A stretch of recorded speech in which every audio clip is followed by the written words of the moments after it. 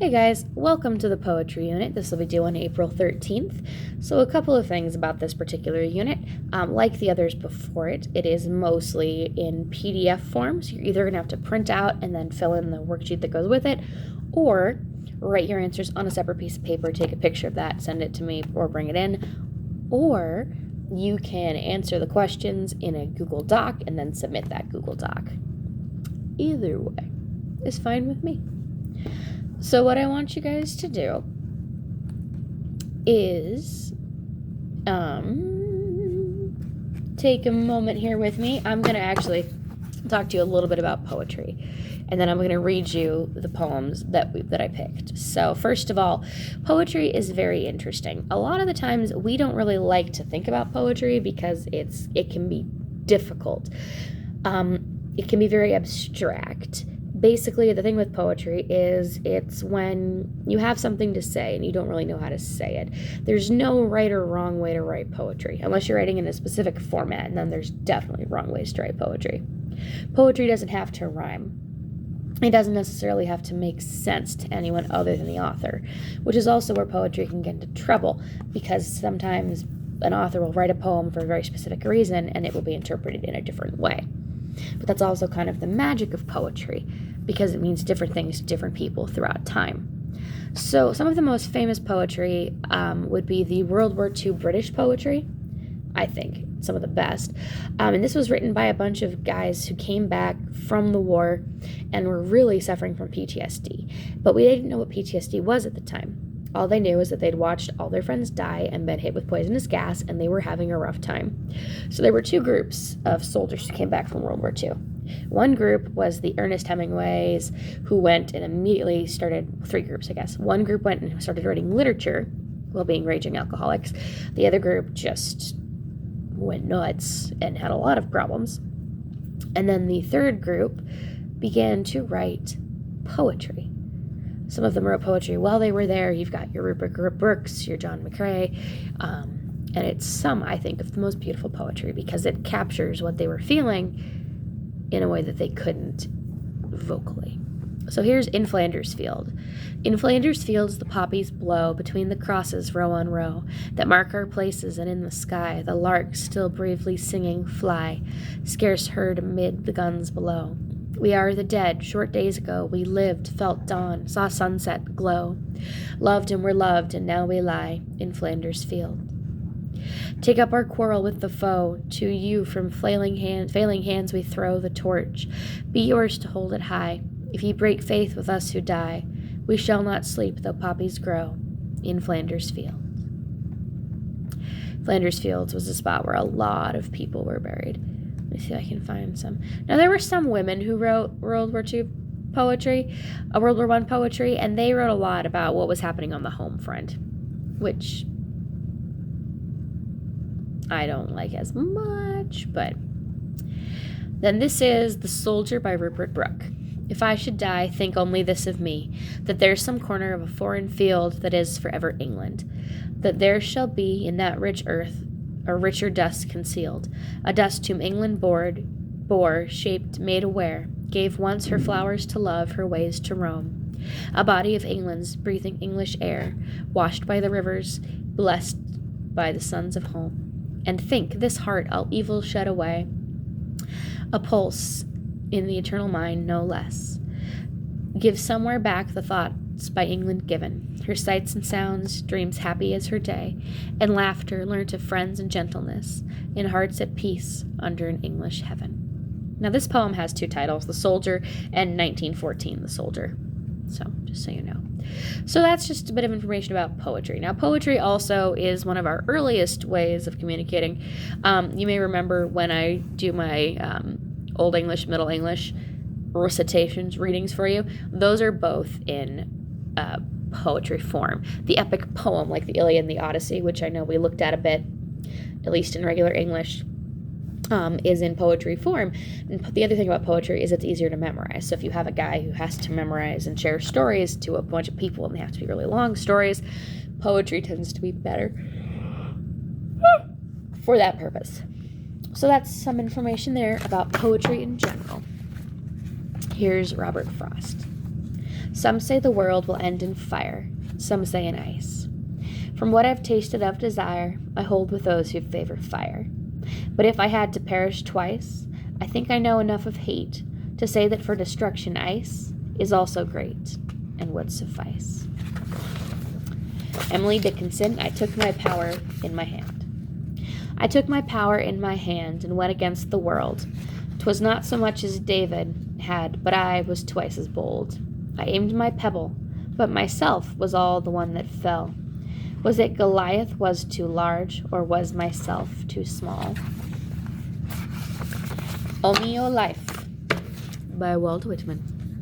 O me, O life, of the questions of these recurring, of the endless trains of the faithless, of cities filled with the foolish, of myself forever reproaching myself, for who more foolish than I, and who more faithless? Of eyes that vainly crave the light, of the objects mean, of the struggle ever renewed, of the poor results of all, of the plotting and sordid crowds I see around me, of the empty and useless years of the rest, with the rest me entwined. The question, O me, so sad recurring, what good amid thee, O me, O life?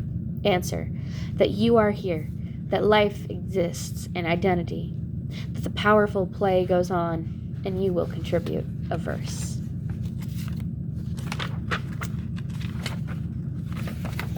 And now another Walt Whitman. This is called O Captain, My Captain, and if you have seen the movie Dead Poets Society, this is the poem that Robin Williams, the English teacher, speaks to his students, so when he leaves, this is the one where they all stand up on the desks and go, "Oh, Captain, my Captain." Okay. O Captain, my Captain, our fearful trip is done. The ship has weathered every wrack, the prize we sought is won. The port is near, the bells I hear, the people all exulting. Will follow her eyes the steady keel, the vessel grim and daring. But, O heart, heart, heart, O bleeding drops of red, where on the deck my captain lies, fallen cold and dead. O Captain, my Captain, rise up and hear the bells. Rise up, for you the flag is flung, for you the bugle trills, for you bouquets and ribboned wreaths, for you the shores are crowding. For you they call, the swaying masts, their eager faces turning. Here, Captain, dear father, this arm beneath your head. It is some dream that on the deck you've fallen cold and dead. My captain does not answer, his lips are pale and still. My father does not feel my arm, he has no pulse to or will. The ship is anchored safe and sound, its voyage closed and done. From fearful trip the victor ship comes in with object won. Exalt, O shores, and ring, O bells, but I, with mournful tread, walk the deck my captain lies, fallen cold and dead. Now, let me shuffle through here because we are not going to read Rime of the Ancient Mariner out loud because that's silly. But I need to find the Irish poetry that I printed out for you on this giant pile of paper on my desk. Here it is. Okay. So, this is a little blurb here on Yeats and the poetry of Ireland. Okay. You know what? See, this online thing is weird, because if it were actually real, I could just, grab it off my desk. But no, I had to print it, because I am just an overachiever. Okay, so this is William Butler Yeats, was a poet, dramatist, and editor. He is from Ireland, and this is his poem, The Lake Isle of Innisfree, which is an uninhabited island in a lake in Ireland. I will arise and go now, and go to Innisfree, and a small cabin build there, of clay and wattles made. 9 bean rows will I have there, a hive for the honey bee, and live alone in a bee-loud glade.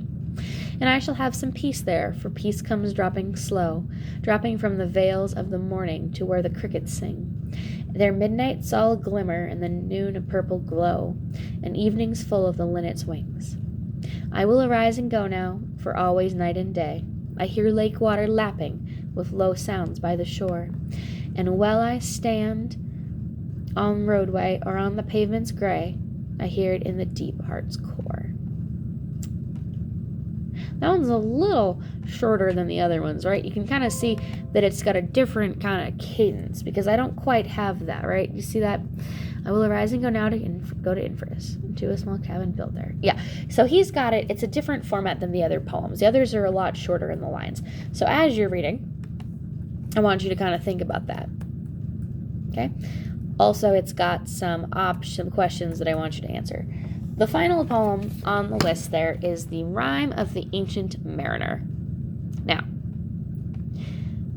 I'm not going to read you the whole Rime of the Ancient Mariner because the Rime of the Ancient Mariner is crazy long. Okay? But I'm going to basically give you the idea here. So there's this guy. I'll give you the Cav summary. Okay? But I do want you to read it because it's wonderful. There's this dude, and he's going to a wedding. And he sees this ancient mariner who's an ancient sailor with this crazy beard. And he looks kind of nuts. And he stops him and he goes, hey, I have to tell you my story. And the guy's like, I have to go to the wedding. He's like, no, you have to hear my story. So the guy's like, fine. So the guy tells him this epic poem. So there's these sailors in the story. So that's our frame story. Then we've got the story in the story, which is the mariner's tale. So our guy is sailing with his buddies. And they're trapped, things are not going well. Then they see this albatross, and the albatross is leading them, and things are going really well. Okay?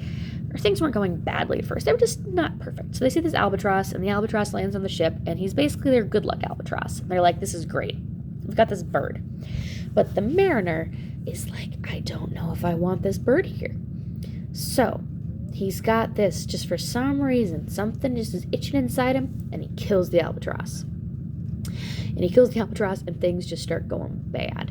And everyone is like, you idiot, you killed the albatross. What's wrong with you? So they take the albatross, and they make him wear it around his neck, like a big necklace. So he's got the albatross necklace. And then, basically, all of his crewmates, they run out of food, they run out of water on the ocean, but you can't drink salt water because that's bad for you. And then all his crew dies. And he's just going through pages and pages of just being tormented by ancient sea creatures and psychedelic and stuff and ghost ships. And he's like, be careful. So it's basically a cautionary tale, but it's wonderful. It's wonderful. So you'll enjoy it. I want you to look for the supernatural elements and the bits where you were like, yeah, right. Also, find the line, water, water everywhere, and all the boards did shrink. Water, water everywhere, and not a drop to drink. Also, with this unit, I want you to write 2 original poems and submit them. Now, if you have a problem submitting things, send me an email and let me know, and I'll get that taken care of. This is new for all of us, so just do your best. I will do my best. It'll be fine. It'll be fine. I'm sure I'll see you soon. Stay safe, and wash your hands. All right, have a good day, Badgers.